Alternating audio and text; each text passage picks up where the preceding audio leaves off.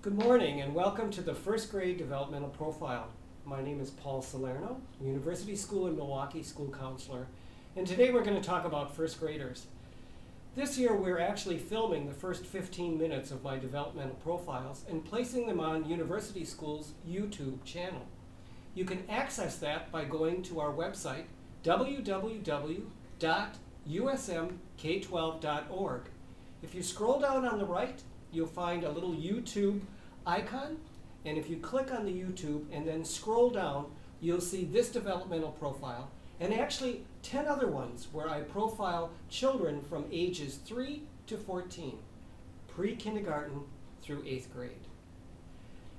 Before we get started, I want to share with you something from our technology department. So often parents are asking what's appropriate in terms of technology for children, in terms of computer access, screen time, media influences. And this is a wonderful website, commonsensemedia.org. So I really encourage you to take a look at that particular website.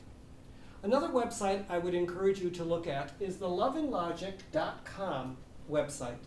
And then the third one is University School of Milwaukee's website, usmk12.org. Parents are always asking me, is there an appropriate parenting book? And the one that I would suggest for you is from the Love and Logic program called Parenting with Love and Logic, updated and expanded by Foster Klein, MD, and Jim Fay. A wonderful resource, and I would hope that you would be able to find it either through your local library. Our lower school library also has it, or you can order it online. My contact information is Paul Salerno, school counselor, University School of Milwaukee, and my confidential voicemail is 414-540-3220, and my email is psalerno@usmk12.org. Before we started filming today, we went around and had everybody introduce themselves and tell us about their child, their name, their age, their birth order, whether the oldest, middle, or youngest child, their gender. And what we discovered is that the typical first grader is far from typical. There are children who are just beginning the 6-year-old year of life, some who are at 6.5, and some who are at 7 or even beyond. And when we talk about developmental profiles for children, we need to be cautious because there are so many factors and variables to consider. First of all is really the age. Second, gender, the birth order. But family experiences also make a great deal of influence on a child. And then ultimately that special, wonderful quality, a child's unique temperament and gift. So all of those things factor in. I also want to put a disclaimer. The best books on child rearing will tell you, don't believe everything that you hear or read about child development. You know your child best. So let's talk about first graders. The classic book on the 6-year-old, and I don't want to scare you, is Loving and Defiant. And then the classic book on the 7-year-old is Life in a Minor Key. First graders are pretty complicated young people. One of the first things that I want to say about them is energy.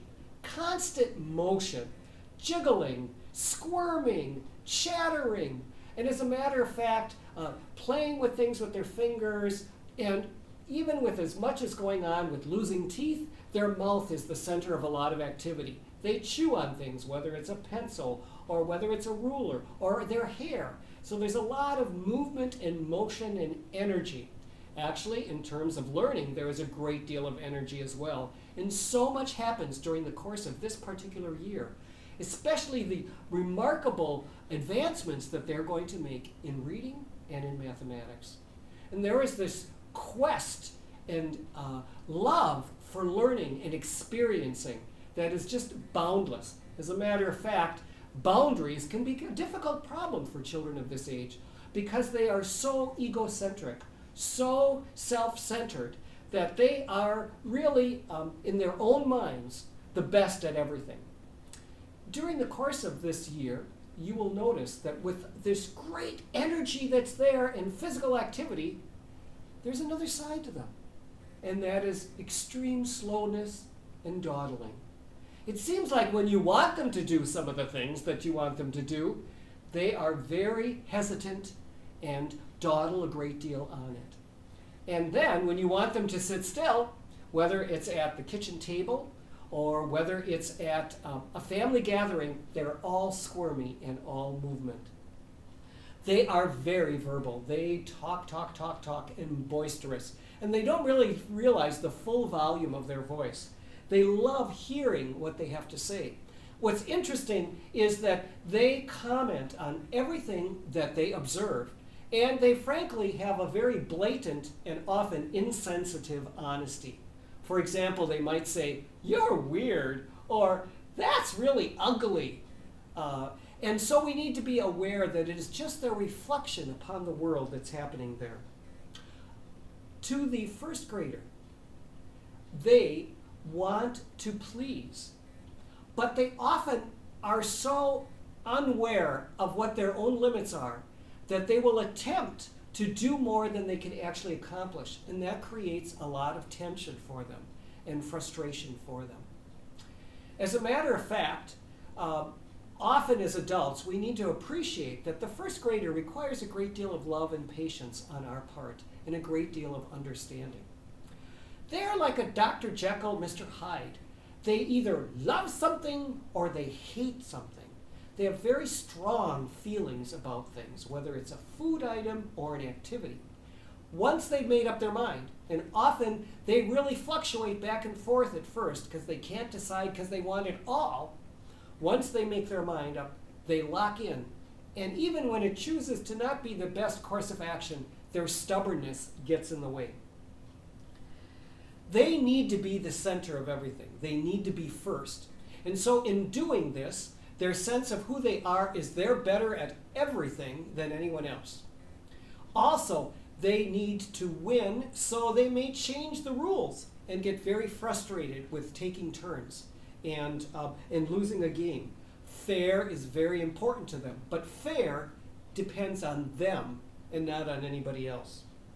As you can see with all of this energy that goes on and this sort of blatant honesty, relationships with peers can be troublesome.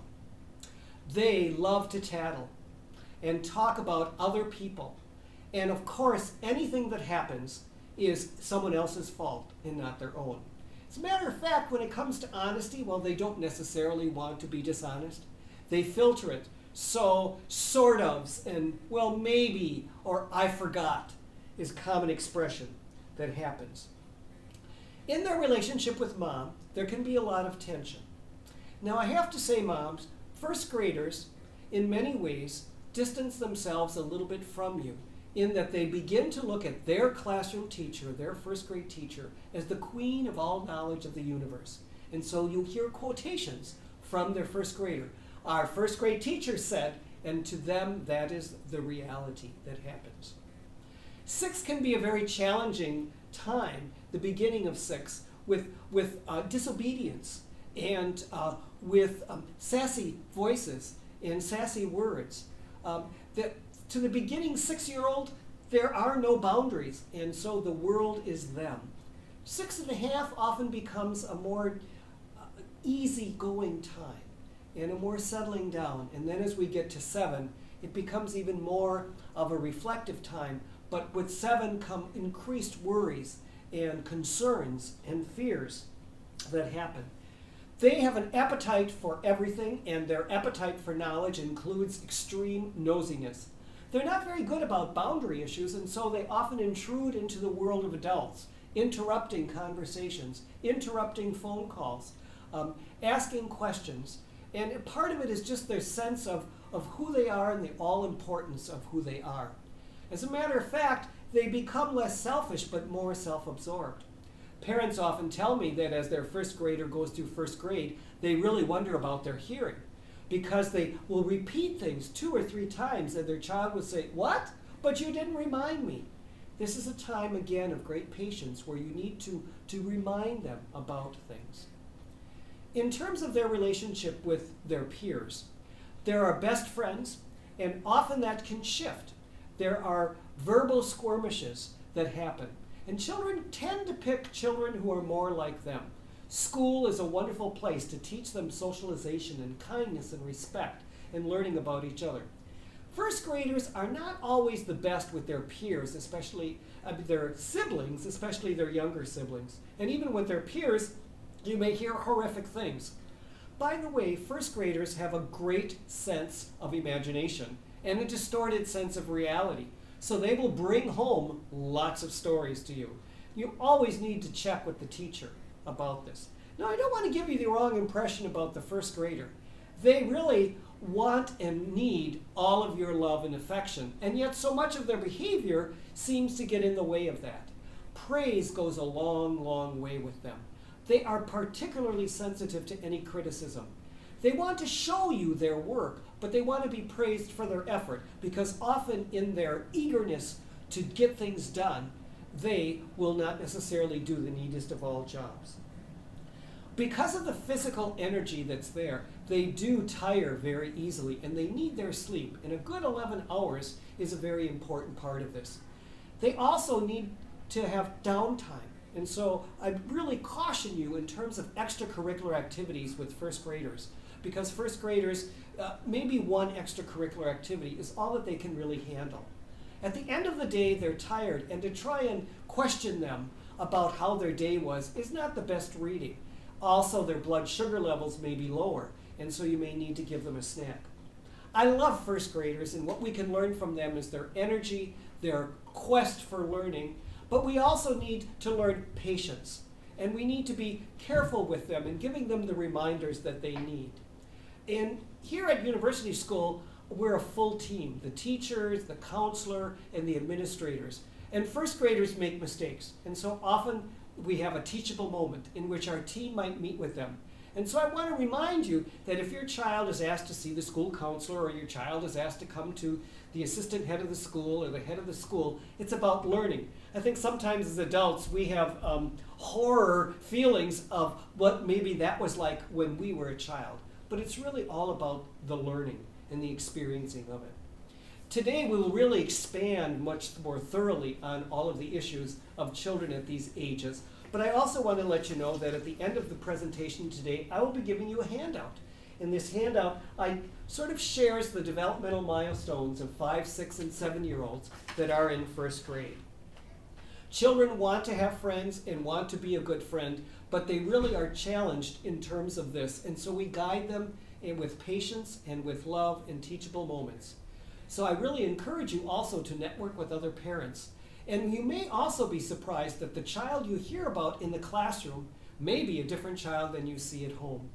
So as we journey together with the first grader, I really want you to recognize that in their quest for learning and in their brutal honesty, they're not clear about boundaries. So in a loving, caring way, we are to help them understand boundaries. They're not very good at empathy. So in trying to help them understand what's going on, I encourage you to say to them, how would you feel if someone said that to you or did that to you? Tattling is a very common experience, and so we teach them about the difference between tattling, which is to get someone in trouble, and telling, which is to get some help when you need it. We talk a lot about friendship and what it means to be respectful to ourselves and others and the things around us. So I hope you've enjoyed this summary this morning, and I really encourage you to read the handout, and also don't hesitate to contact me, Paul Salerno, University School of Milwaukee, school counselor, again at psalerno@usmk12.org and 414-540-3220 to answer all of your questions. Thank you.